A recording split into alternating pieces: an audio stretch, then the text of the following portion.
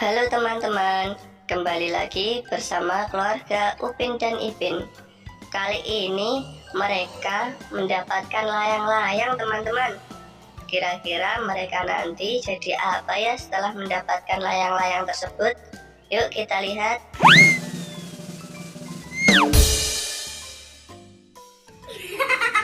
Wah, lucu ya. Boy-boy setelah mendapatkan layang-layang menjadi monster dolphin teman-teman. Ayo kita lihat Adit.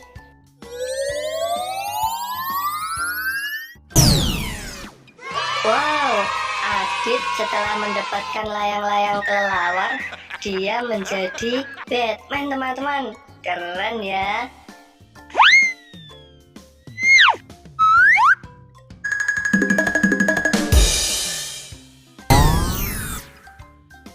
Widih, keren teman-teman. Upin setelah mendapatkan layang-layang, dia menjadi monster kuning teman-teman. Yuk kita lihat Bang Sopo kira-kira menjadi apa ya?